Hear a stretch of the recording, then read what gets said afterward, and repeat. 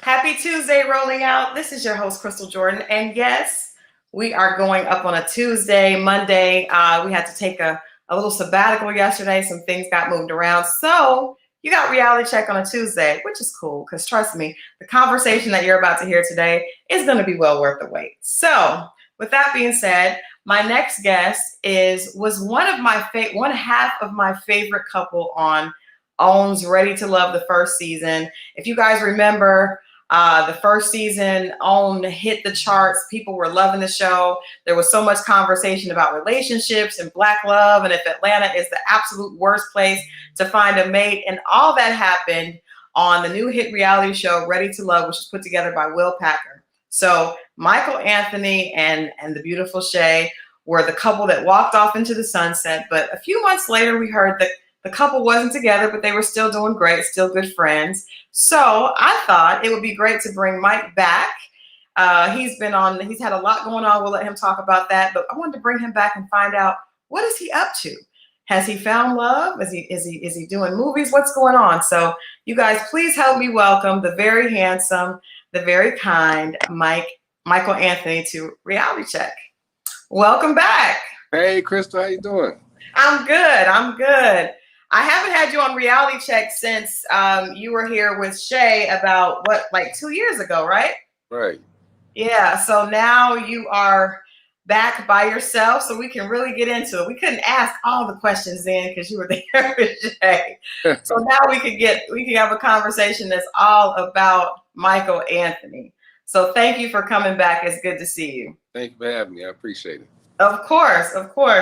So first of all, I had a little birdie tell me on Instagram when we put up that you were going to be on the show today that you were a rapper years ago, and that she had interviewed you a few years ago. So I said, let me find out before we move forward. Let's find out about the past.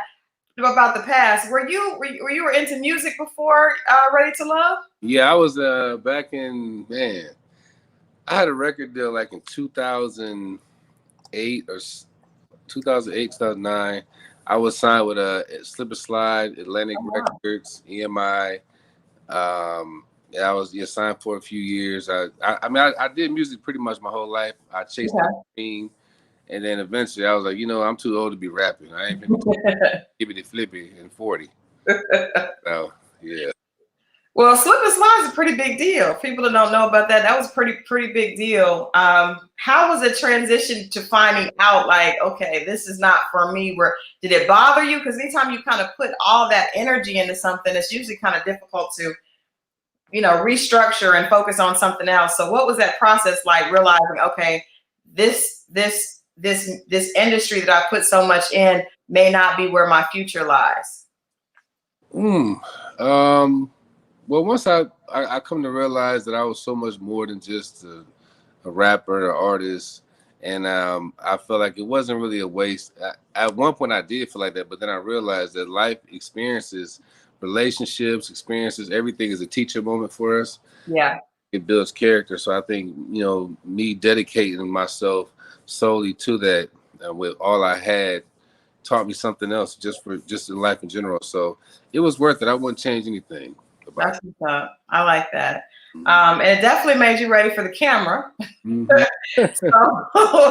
So when we'll start with, let me ask you this, because I know that you've done some movies. I'm always cheering you on when I see you on television. It's good to see you doing your thing. Thank you. Did you decide to do that before signing up for Ready to Love? Yeah, it's crazy. I actually, that January, I decided I was going to get into acting and take it real serious. And then, so I trained for about 3 months. I ended up getting an agent after 3 months of training. And then once I, started auditioning, I booked a few things. But of course, everybody's like, don't do Ready to Love, because in the acting world, they look down on reality. Yeah. Yeah, as far as, as being an actor. So they're like, don't do that. You're going to ruin your career. But a lot of people felt like, oh, he's going to Ready to Love to try and further his career. But they don't understand, in the acting world, they don't take reality stars serious. Right. It really was a big risk I took. But yeah, I was already acting, and I was like, I'm gonna just do it. I'm gonna do it because I had already, put out there. And then once they called, I was like, I'm gonna do it. I just followed my mind and my heart. Yeah. Now you're in Atlanta. We both are from Ohio. So let me ask you, going on to the show, were you really in the mindset of wanting to find love? Because I'm sure, Mike, you would have no problem finding women in Atlanta. I just, that's not your issue. Finding women that be attracted to you and to want to holler at you is not an issue. So why were you single, or why were you open to going about finding a relationship that way?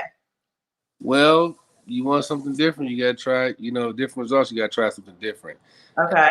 I felt like I was having issues because I'm so terrible. Like I'm a Flintstone. So my online game, I don't got no online game. I be trying I be trying to have pickup lines, hey, beautiful. And it's just like it don't work. And then I was meeting people on what's that little date site? People was ill. I was meeting men on there who had on wigs. I was like, I can't do this. So I just was like, I'm gonna try. I was open. Yeah. Went there with an open mind. And I told my sister, I was like, I'm gonna go in here open and see what happens, Right. Yeah, but it's not a really an issue for me meeting people. It's just my issue has been how I meet people. Okay. So yeah. So what did you learn from the show? People really fell in love with the show. It was like it became like that water cooler conversation, show. I don't even know if Owen knew that it was gonna. People were like, really into y'all's business and relationship. There were long threads about it and everything. So what did you learn about, I guess, relationships and how you had approached relationships in the past from what you saw on the show in your relationship, and then even the ones that were going on around you? I just learned that I think we as people, everybody look at life through their lens. Mm-hmm. I think men have to learn how to try and see things from this woman's perspective, and vice versa. The women have to try and see things from a man's perspective. I think that doing that show, I learned just from watching how the audience responded. There's this thing. There's like this man versus woman thing, and it's like we need each other. Yeah. If a man and a woman never ever date again, life in itself will end. And God made it that way, or whoever we pray to, Allah, God, Oludumare, the Creator made it that way to where it's these two total opposites, but come together. If they come together and respect the differences of each other, then you have a beautiful thing. You have balance. Right.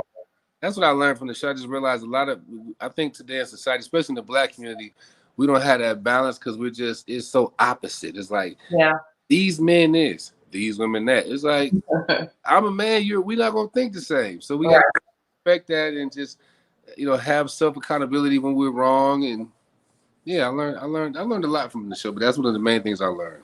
Yeah. Well, I do want to say, I've been telling people that, it's important that we've seen lately, especially with 2020, it's important to give people their roses while they're here. So I want to say to you, and I know I've told you this in person, but we really appreciated the fact that you carried yourself as a gentleman and you were so respectful, and you always are, but even on the television show, you were one of the few men on that season that was a gentleman and never came out of pocket, and that's admirable. And I think that example really made a lot of women say, okay, there are some good men out there that are, you could find a good looking, nice, cool guy who actually has values and is respectful. And I think that's why people were rooting for both of you guys, because both of you guys exhibited just such, just character. You carried yourself with class. So I applaud you as a woman, applaud you for doing that and for putting that out there so we can see it. Thank you so much. And I give that credit to my parents, the men in my family, the women in my family, my grandmother, my mother, my sister, because my family always held me accountable. Always, my mother, and like it just was this: you are a man. Yeah. You will talk to women like this. You won't talk to them like this. You won't put your hands on them. You ain't arguing a woman at this particular octave. Like I just was taught that way as a child. So I always look at a woman as, woman is that's who God chose to bring life through. Whether we like it or not, Yeah. Live in this world now where it's like everybody just being who the hell they want to be, but at the end of the day, the fact remains that God chose women to bring life through. So you have to respect women to that degree, whether you disagree or not. I'm never going to be disrespectful to a woman because I understand the importance of a woman. Yeah. Now I have to ask you before we get off of Ready to Love. We know you and Shay aren't together anymore, but you guys are friends. Right. There was a question of you, and did your religion include polygamy? Do you believe in polygamy? Is that something that you would be interested in having in a relationship moving forward, or was that just rumors that were out after the show? Well, polygamy is an option in our religion, but I've never exercised it. I don't look down on people that practice polygamy. I just feel like people should be happy. You know, some people, there's so many, and the crazy thing about it, because I did get a lot of that. That was like one of the things people like, oh, he believe in polygamy. I believe in happiness. There's so many people that are monogamous or think they're monogamous. Yeah. That's so judgmental of people that are polygamous. And I'm like, the real question is, are you happy? Are you happy with this one person? If y'all happy, cool. Because so many people get caught up in trying to show and do what they think they supposed to be doing, and they ain't even happy. So, and I respect polygamists because these are men and women who are being open and honest with each other. A lot of people in this world, majority of the people in this world, I hate to say it, but are in polygamous relationships. So that's true. I mean, I respect. It's like I respect a man who is a gay man that says, I am gay. Right. I am proud of it. Then you got this other brother over here who tricking these women, ain't saying nothing. He's a sucker to me. So it's like, well, I respect the polygamists because they're open about what they're doing. And those that's like in these relationships and doing their thing behind closed doors need to mind their business. Well, that's out the way. So the next question, have you found love? Since you didn't find it on the show, you've been out here. I know women are constantly hitting you up. There's a constant conversation and people throwing stuff out at you on your page. Are you dating? Are you in a relationship? What's the status right now so the females can know where they stand? My status is I have found love from within. Found love from within. And honestly, that experience I learned, another thing I learned is privacy. I would much rather be a Jay-Z, Beyonce than these relationships we see on TV and try to be a part of. Yeah. I think the most successful relationships are the ones that the public is not really a part of. And there's nothing against, because I mean, we're human. By nature, if I watch something on TV and I see these people and I become a part of it, and rightfully so, I have that right to have my input. I have the right to have my opinions, because once you put something on a platform, people that right. And I didn't know that. And I learned the hard way. And I was like, my father, we talked about it. I was like, man, I'm just so frustrated that everybody got these opinions. And he said, son, you on TV. Right. What did you think? Like, this is what, so I learned from that.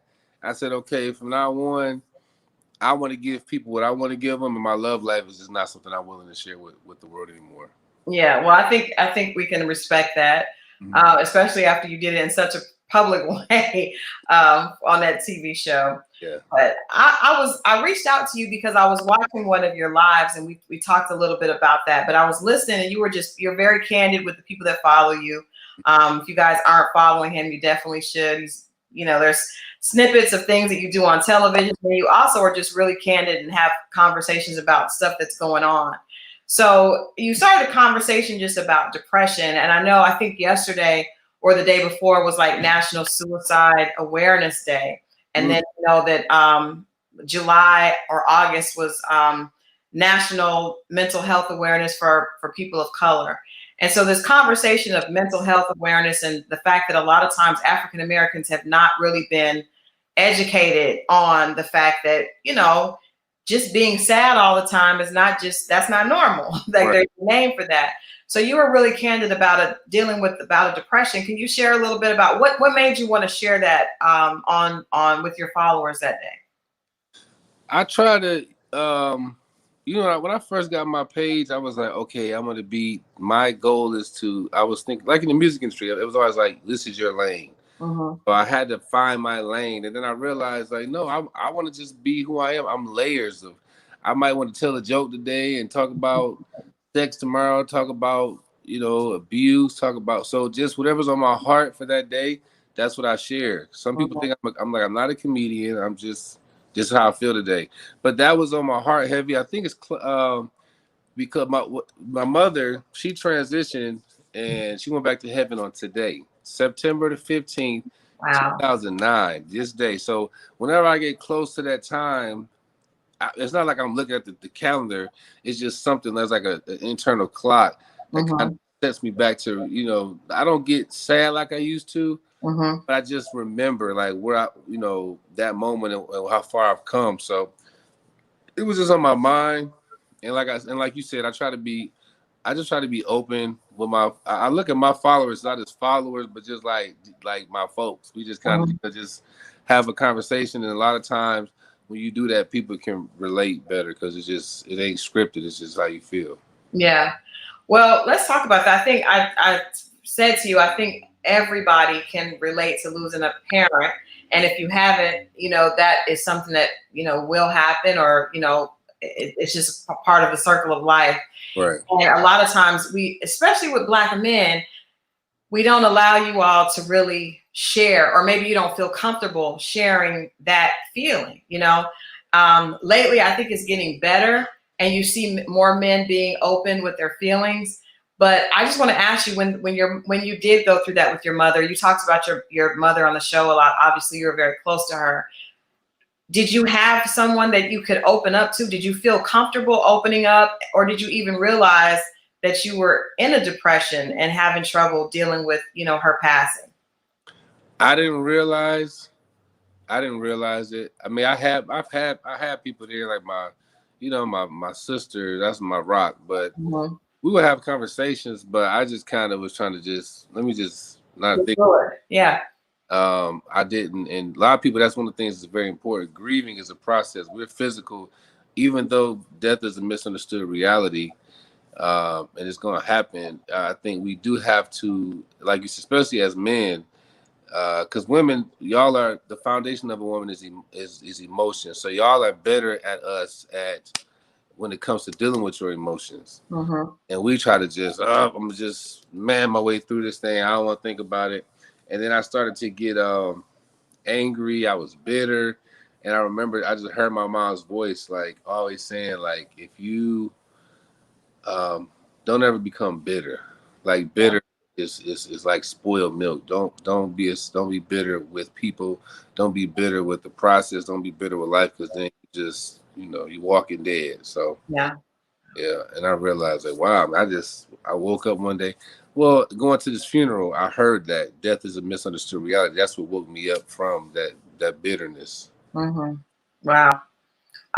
You also mentioned that during that time, you kind of just had to get away, like you kind of just let go, and you were in a relationship, and even though the woman was great, you just couldn't really, you just wanted a place to be there. And I love the fact that you shared that, because I think so many times women, we want to fix everything.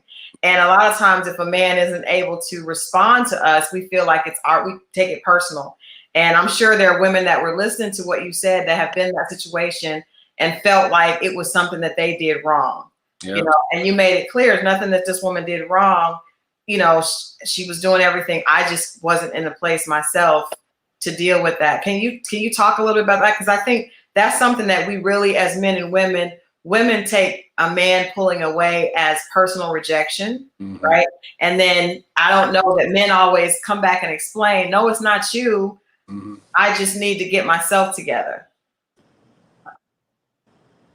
Oh, I'm sorry. Somebody tried to call my phone. But yeah, that's a very true statement. It sounds cliche. It's not you, it's me. But that's the reality. I mean, that woman was an excellent woman. I can't to this day think of anything I could say, oh, I didn't like this about her. She was like close to perfection, but I wasn't happy, and you can't make somebody happy that's not happy with themselves or happy from within. You just can't do it. Right. And yeah, I wasn't good for her. And I remember I would always hear my mom in my head when I made that decision to stop, to break up with her. I remember my mom saying one time, she said, sometimes love, to really love a woman, Mike, as a man, you're gonna have to let her go. Mm. Because if you really love a woman and you can't give her what she deserves and what she deserves as a woman, then that's not love. That you just being selfish.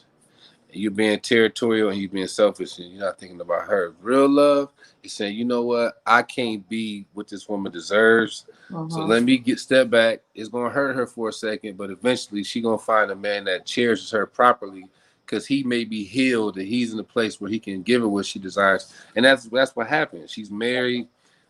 She just had a beautiful baby girl. Her and her husband, they extremely happy. They moved here to Atlanta.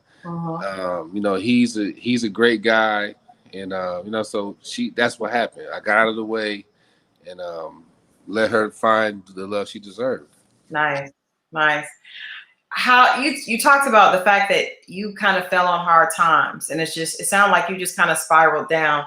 How did you manage to, well, first of all, find yourself, and then I talk a lot with people about not taking their failures and putting them on themselves, right? So even if I've lost my car and I've lost my house, that doesn't have anything to do with who I am. How do I, keep my head up and still have that confidence in myself, even though I'm in the situation that's, that's really sad at this time, or really trying at this time. How did you find a way to get out, and how did you keep from connecting what you were going through to who you are? I couldn't really connect what I was going through to who I was because I really had just quit. I really had just gave up. I was at the point where it's like, I never was suicidal. I was never, I don't want to lie and say that. But I really wasn't here.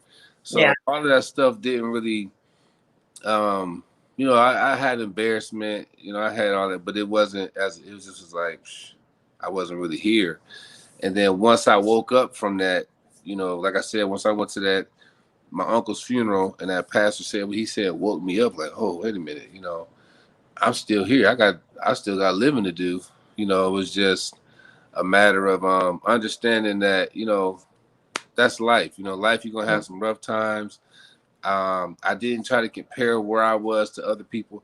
I think that's the biggest issue. I think one of the biggest issues, reason why people have a hard time pulling themselves out of bad financial situations, out of bad relations, out of bad bouncing back period, is because we look at, although social media is a beautiful thing because it knocks out the big man, we can feed information to people directly. I think the bad thing about social media is we see all of this false life. Life is not just peaches and cream. Life is not a nice filter. Life is not a picture of a girl and a guy just on a vacation. Relationship goals, right? It's just like, what I'm saying? So now when you seeing this nonstop, you come to Mike page and Mike picking up all the perfect pictures and all the perfect moments and sharing that with y'all, and you ain't seeing Mike, the doctor telling Mike it ain't looking good for him, or he getting this bill that came in he can't pay, or taxes, or he got 30 days to get out of his house. That's why I share all that stuff with people. When I was getting put out of my place here, they was like, you got 30 days to move out. When I got the information, I basically just right when they told me that, I was online talking about it. I didn't know what I was about to do, but I wanted to show people like, yo, don't sit here and think, because I that's what held me back, thinking like, man, everybody else got it together but me. Don't think I got it together. I mean, I feel like I got it together some days, and some days I get a reminder that I don't. Yeah. Don't. That's the main thing, I think, for people to put themselves out and bounce back. Stop trying to get off of social media for a minute. Stop trying to compare this false thing, because we just saw a preacher in Orlando with all these beautiful pictures of him and his wife and beautiful, wedding and this and that, and they got a church together and everybody goes, and he killed this woman. Killed her, yeah. But you didn't see anything on social media that led you to believe that was their reality. He was unstable and unhappy, and capable of murder, you know? Jealous, insecure piece of, I don't know about custom here, but he was a, I can't even accredit that to, because I think another thing too, we can't accredit everything to mental health. Yeah. That jealous, insecure man that just wasn't, I don't know, wasn't raised properly. I don't know, but that I wouldn't accredit that to mental health. That's just an unstable, jealous, hateful person. But that's a whole nother topic. Yeah. Well, I think I appreciate you saying that. And I think people do. I think when people that have platforms like yourself say things like that, I think it does help people, because you got people that are looking at you and putting you on a pedestal. And when you're like, hey, this is real life, and I'm going through real life too. I mean, you know, I have good days, and yes, I'm thankful, but I'm going through life. We all are. There's nothing. I think 2020 has shown us that there's nobody that's immune from life happening. Like, we gonna get this life. I don't care if you are, you know, at the White House, or you are in Hollywood, or you are, you know, on Bankhead. You gonna get this life is coming for you. I like that. You need to make a t-shirt say you gonna get this life. You gonna get it. You gonna get it. How have you been dealing with just being during the pandemic, not being around people as much, not being social as much? You know, everybody if the future is uncertain. We don't really know if next year we're going to be able to move around, or if this is going to be a new way of life. How are you kind of processing what's going on around you? I'm gonna tell you something. Going through all the stuff I went through, and the thing that saved me, well, the outcome, as I learned to be happy with myself. Like, I'm really happy. I'm happy with myself. Of course, I'm not perfect. Of course, I have days and things I want to fix, but I'm truly happy with who I am. So I'm cool. Like, I could be at home. I spend so much time by myself. Like, people have no idea. That little 1-2 minute video I put on Instagram, that's probably the most interaction I have with people throughout most of my days. I could sit in the room quiet. Like, when I'm driving my car, I haven't played music in my car for years. I can sit and drive and think and listen to the sounds of everything going around me. I mean, you become so grateful once you really understand how great we all have it. I mean, it seems tough. Once you really understand that we are like this, we are like eternal spiritual beings going through a temporary physical experience, and we only got a little bit of time on this earth. It's like, yo, let me just enjoy the sounds and the smell. So I'm not really tripping on. I could do they could quarantine us for whatever. I'll be in here I made a whole movie last time. I ain't tripping on that.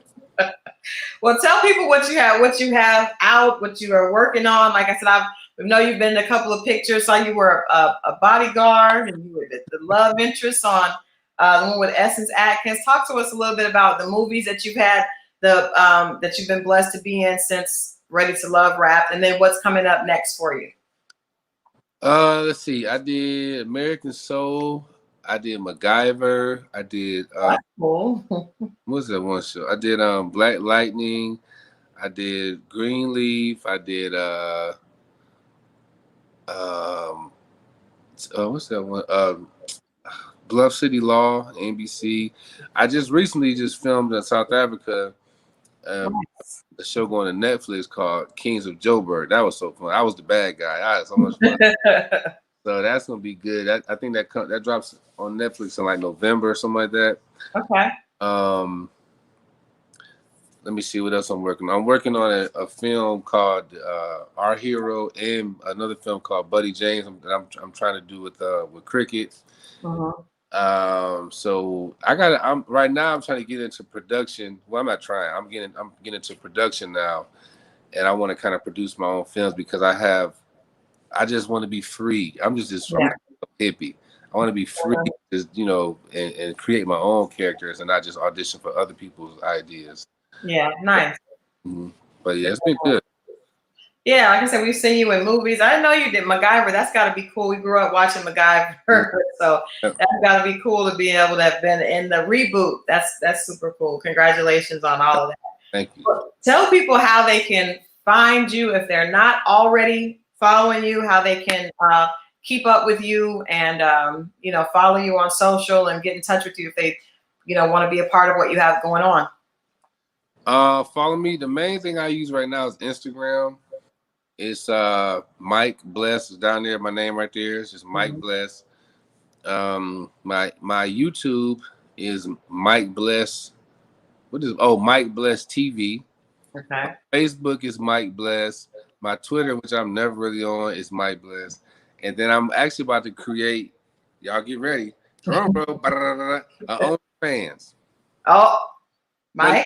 See, not like what y'all think. Mike, what are you getting ready to be showing on OnlyFans? You're not gonna go out like that, are you? No. Do that, Mike.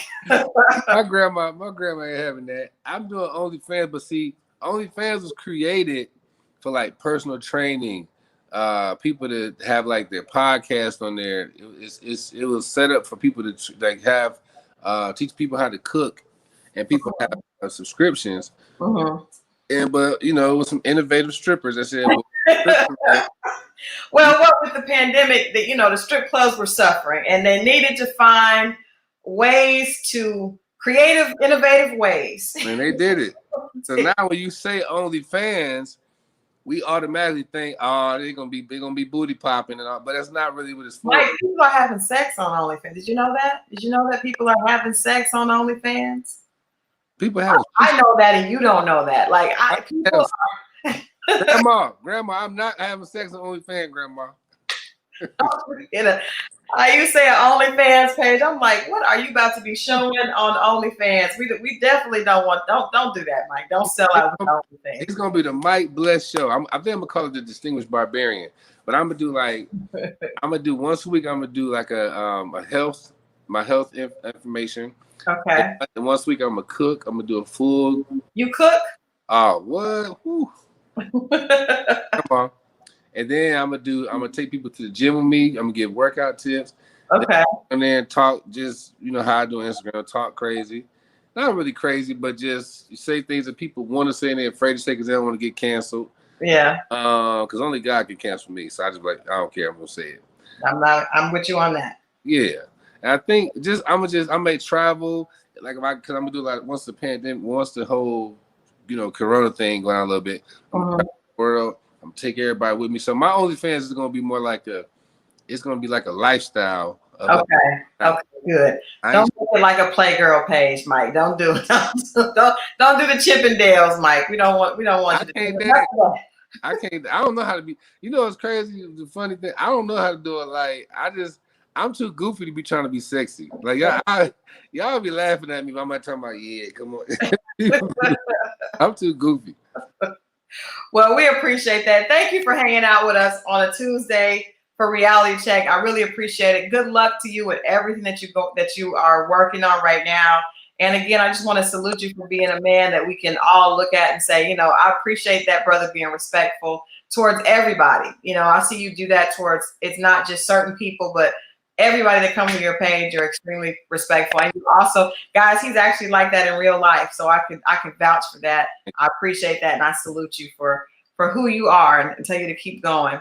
Thank you. Well, keep me proud because I'm proud of you been doing your thing, girl. I'm like, okay then. Ohio and ATL, right? All in the big. I'm like, that's my friend. I know her right. I'll be right. Keep doing your thing, Queen. I appreciate you always. Definitely let us know what's going on when that movie comes out in November. You got to come back and holler at us and let us know what's up. For sure. Be blessed. All right. You enjoy the rest of your day. Love y'all. All right. Thank you guys for hanging out. Good conversation with Mike Bless. Make sure you're following him on social. But just again, I love the fact of how candid he was about the experience that he went through after losing his mother and struggling with depression. If you are out there and you're struggling with something and you don't feel like there's anyone to talk to, I promise there's someone that's going through that. You can always DM us here. We can put you in touch with professionals. We have therapists that are a part of our Rolling Out family. I just want everybody to know that you're not alone. No matter what you're going through, you're not alone. And there's someone out there that wants to inspire you, that wants to feed into you if you just give us a chance. So hope you guys enjoyed the interview. Thank you guys for hanging out with me. I will see you Friday at 2:00 right here on Rolling Out's Reality Check. This has been your host, Crystal Jordan, and I'm out.